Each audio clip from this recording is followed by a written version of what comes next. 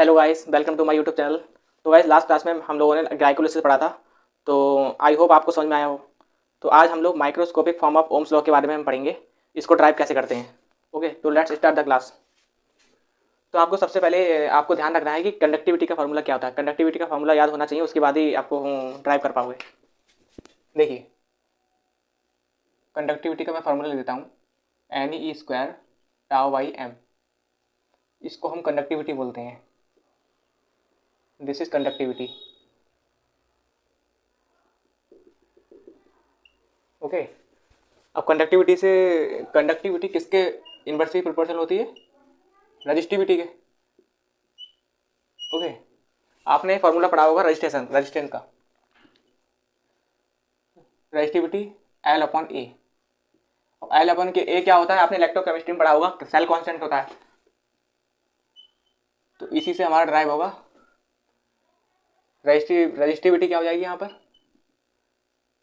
Inversely proportional है तो N square into tau. Okay, तो रजिस्टिविटी, अब यहाँ इसमें रजिस्टिविटी पुट कर देंगे, M L upon N square tau into A. Okay, अब आ गया microscopic form of Ohm's law. तो आप जानते होंगे, B equal to A R होता है, आई आर। इसको तो सभी जानते होंगे, फोर्थ क्लास का बच्चा भी जानता होगा। तो अब B equal to I R है, तो इसको रजिस्टेंस को हम इसमें पुट कर देंगे, B equal to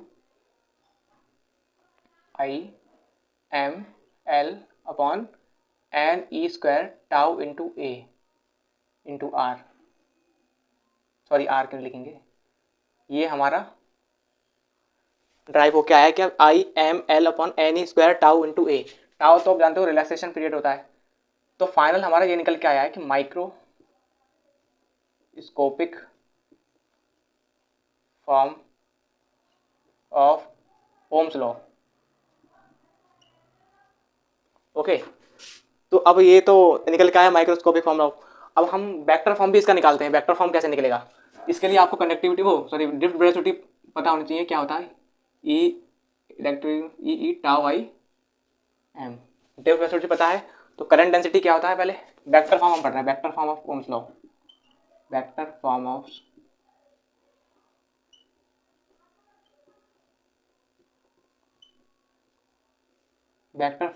Ohm's law के आपको करंट डेंसिटी पता होनी चाहिए। करंट डेंसिटी क्या होता है?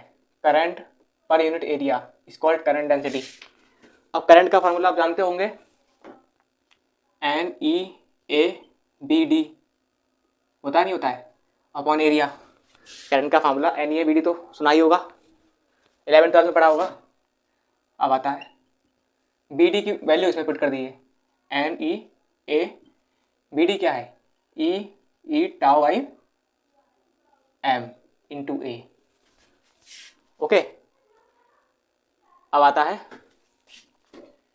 ये तो हो गया N E square into E into tau into E by M. A से ए कट गया, तो N E square tau by M क्या होता है? N E square tau by M conductivity होती है।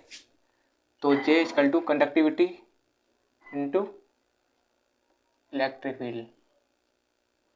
ये आ गया हमारा vector form of Ohm's law. ये वेक्टर फॉर्म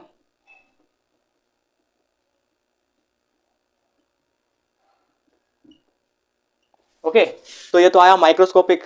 ये वेक्टर फॉर्म, अगर वेक्टर फॉर्म कोई पूछे किस पे डिपेंड कर रहा है, तो आप तो बता ही दोगे, मैं सारा ड्राइव कर दिया है। ओके, अब आप एक चीज़ और देखिए, मोबिलिटी में आपको और बता देता हूँ। मोबिलिटी का फॉर्मूला और बताता हूँ। मोबिलिटी किस पे डिपेंड करती है? मोबिलिटी को हम म्यू से डिनोट करते हैं। मोबिलिटी होती है drift velocity per unit electric field. But drift velocity में मोबिलिटी डिपेंड नहीं करती है, ना इलेक्ट्रिक फील्ड पे करती है, बिकॉज ड्रिफ्ट वेलोसिटी का फॉर्मूला क्या है?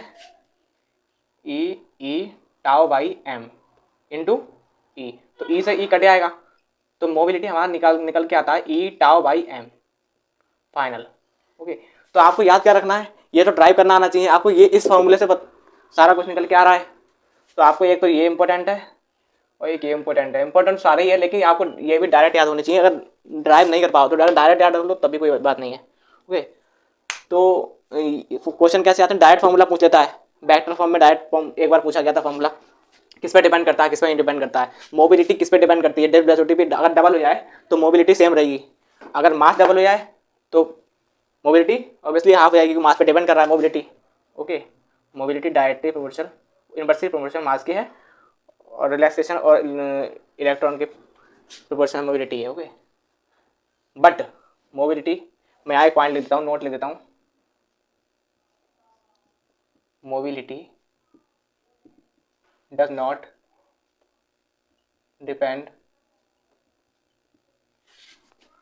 upon drift velocity। ओके, ये बहुत, मैं इसमें जितने भी स्टार लगाऊं कम है। ओके, तो आपको ये ध्यान रखना है, और इसी तरह हम छोटे छोटे टॉपिक को लाते रहेंगे। ओके, तो मिलते हैं किसी नेक्स्ट टॉपिक पर। Okay, thanks for watching this video.